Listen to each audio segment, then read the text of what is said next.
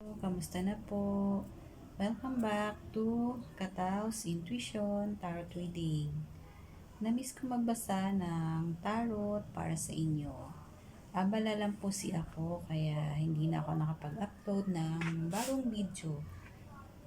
Medyo ilang buwan na rin yung nakakalipas.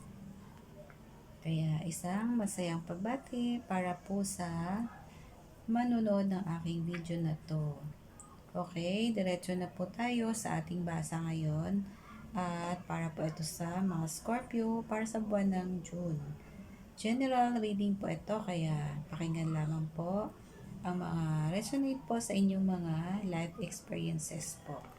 Nakikita ko po sa ating tarot card ngayon medyo hindi magandang energy para sa ibang mga Scorpio. May nakikita po ako na person na lalapit sa inyo para mag-offer ng apology.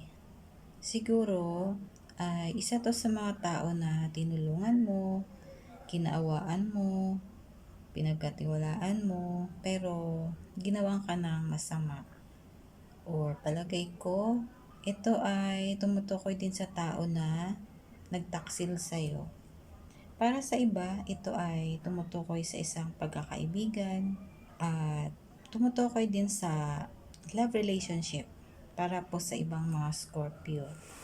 Yung tipong ginawa mo na lahat ng pag-iingat at pagpapahalaga sa kung anong meron kayo, pero nagawa pa niyang magtraidor sa'yo. Pwedeng ganon. Pwedeng na-spoil mo sobra tong tao na to. Yung tipong binigyan mo at minahal mo ng higit pa kaysa sa sarili mo.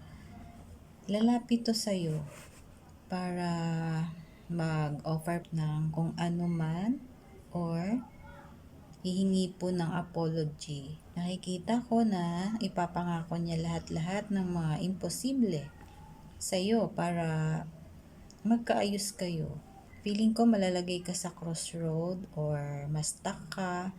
Kumbaga ay di mo malaman ang dapat mong gawin or dapat mong maging desisyon. Parang ganon. Kung love mo tong tao na to ay mai-stuck ka sa isang sitwasyon dahil feeling ko kabilaan ang kasalanan ginawa nito sa'yo. At siguro pwedeng magdadalawang isip ka kung tatanggapin mo ba or pag-isipan mabuti, paniniwalaan mo ang apology o kung anumang klaseng offer ang gagawin niya para sa'yo. At ito po, may payo po ang tarot card natin na huwag magmamadali sa pagdidesisyon. Kailangan mo ng professional na tagapayo. Humingi ka ng guidance sa mga magulang mo, sa mga kapatid mo, sa mga kaibigan mo na mapagkakatiwalaan, kung kinakailangan po. Saka feeling ko siguro maaga pa para maniwala ka agad sa mga magagandang pangako. Remember, ang mga pangako po ay pwedeng mapako, tama po. Kaya tama lang po na magkaroon ka rin ng limitasyon sa lahat. Tama lang na minsan ay maging madamot din ng konti sa mga taong mapaabuso. O, diba?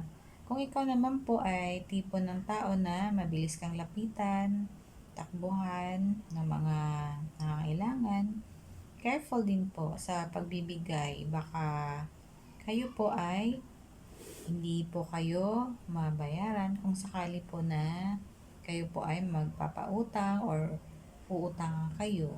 Kaya ingat-ingat po, baka maloko po kayo. Ayun, sa mga paalala lamang po yun. Kaya Scorpio, kung nagustuhan mo po itong basa ko ay pakipindot po ang like and subscribe. Maraming salamat po. See you next video.